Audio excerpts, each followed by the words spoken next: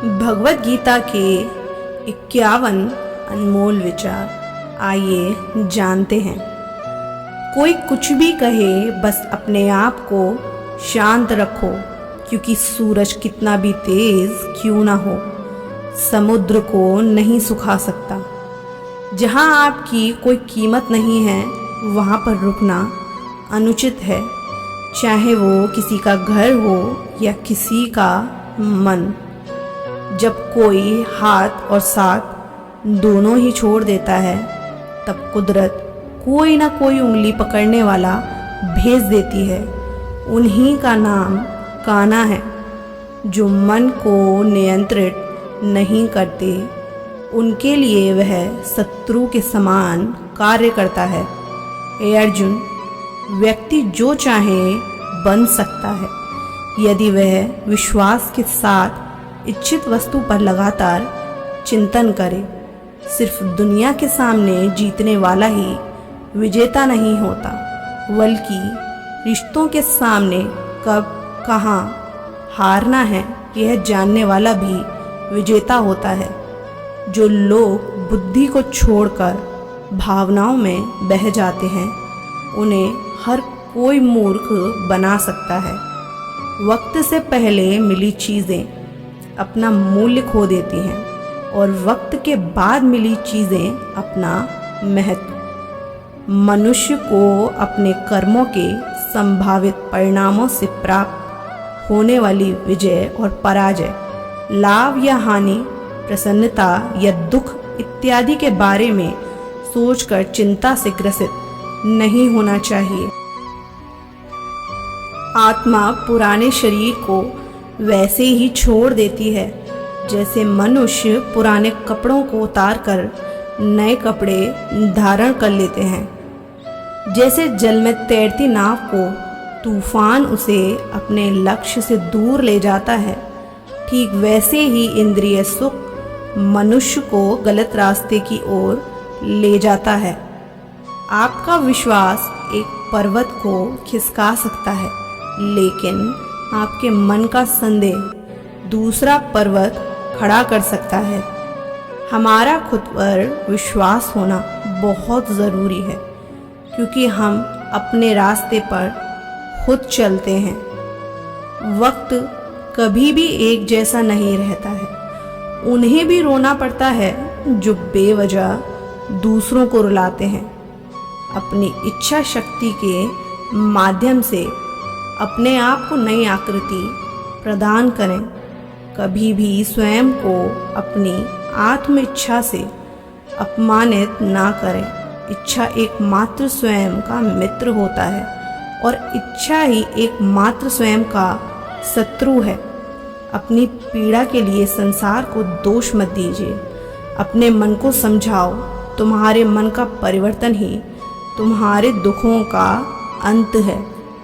खुद को कमज़ोर कभी नहीं समझना चाहिए।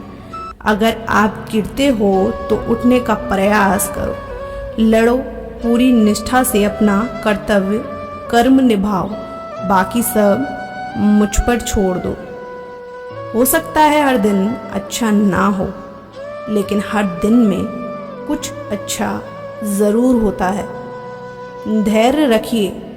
कभी कभी आपको जीवन में सबसे अच्छा पाने के लिए सबसे बुरे दौर से गुजरना पड़ता है। रोना बंद करो और अपनी तकलीफ़ों से खुद लड़ना सीखो, क्योंकि साथ देने वाला भी शमशान से आगे नहीं जाता। समय जब न्याय करता है, तब गवाहों की आवश्यकता नहीं पड़ती है।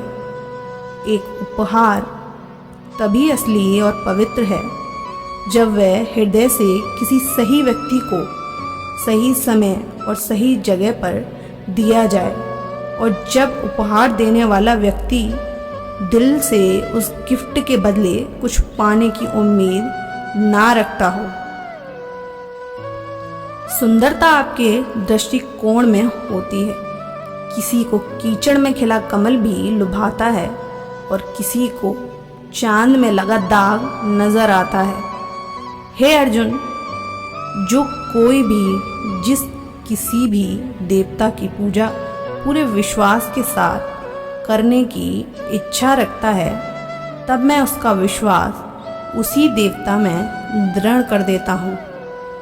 उदय किसी का भी अचानक नहीं होता। सूर्य भी धीरे धीरे निकलता है, ऊपर उठता है। धैर्य और तपस्या जिसमें है वही संसार को प्रकाशित कर सकता है। हे अर्जुन, स्वर्ग प्राप्त करने और वहाँ कई वर्षों तक वास करने के पश्चात एक असफल योनि का पुनः एक पवित्र और समृद्ध कुटुंब में जन्म होता है। हे अर्जुन, जो व्यक्ति अपने समान सर्वत्र सम देखता है, चाहे वह दुख हो या सुख हो, वह परम योनि माना जाता है। प्रेम हो प्रार्थना ये तो मालूम नहीं, पर जो आपसे है किसी और से नहीं।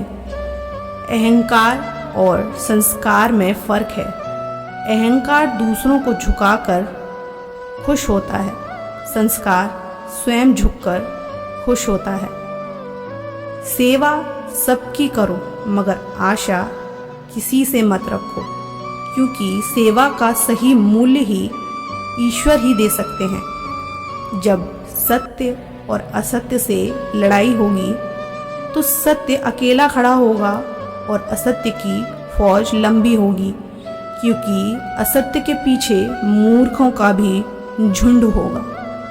अकेले रहना तुम्हें यह भी सिखाता है कि वास्तव में पास स्वयं के अलावा और कुछ भी नहीं। जब परिवार के सदस्य अप्रिय लगने लगे और पराये अपने लगे, तो समझ लीजिए विनाश का समय आरंभ हो गया है। क्रोध आने पर चिल्लाने के लिए ताकत नहीं चाहिए, मगर क्रोध आने पर चुप रहने के लिए खूब ताकत चाहिए होती है। जो आपका है वो आपको मिलकर ही रहेगा, फिर चाहे उसे छीनने के लिए पूरी कायनात एक हो जाए। दो प्रकार के व्यक्ति संसार में स्वर्ग से भी ऊपर होते हैं। एक वो जो शक्तिशाली होकर भी क्षमा कर देते हैं, और दूसरे वो जो दरिद्र होकर भी कुछ दान करते हैं। प्रेम शरीर या सुंदरता को देखकर नहीं होता, प्रेम हृदय से होता है। जहाँ दो हृदय मिल जाएं, वही प्रेम जन्म लेता है। किसी भी व्यक्ति को अच्छे से जाने बिना दूसरों की बातें सुनकर उसके प्रति कोई धारणा बना लेना मूर्खता है। अगर साफ नियत से मांगा जाए तो ईश्वर नसीब से बढ़कर देता है। जब विनाश का समय प्रारंभ होता है, शुरुआत वाणी के संयम खोने से होती है। जीवन में सब कुछ खत्म होने जैसा कुछ भी नहीं होता। हमेशा एक नई शुरुआत हमारा इंतज़ार कर रही होती है। जीवन में यदि खुश रहना है तो अधिक ध्यान उस चीज़ पर दें जो आपके पास है, उस पर नहीं जो दूसरों के पास है। उस दिन हमारी सारी परेशानियां खत्म हो जाएंगी। जिस दिन हमें यकीन हो जाएगा कि हमारा सारा काम ईश्वर की मर्जी से होता है। विपत्ति में धैर्य, वैभव, दया और संकट में सहनशीलता ही श्रेष्ठ व्यक्तियों के लक्षण हैं। जो व्यक्ति स्पष्ट और सीधी बात करता है, उसकी वाणी कठोर जरूर होती है, लेकिन वह कभी किसी के साथ छल नहीं करता। जो अच्छा लगे उसे ग्रहण करो और जो बुरा लगे उसे त्याग दो, फिर चाहे वह विचार हो, कर्म हो या मनुष्य। बुराई बड़ी हो या छोटी हमेशा विनाश का कारण बनती है, क्योंकि नाव में छेद छोटा हो या बड़ा नाव को डुबा ही देता है।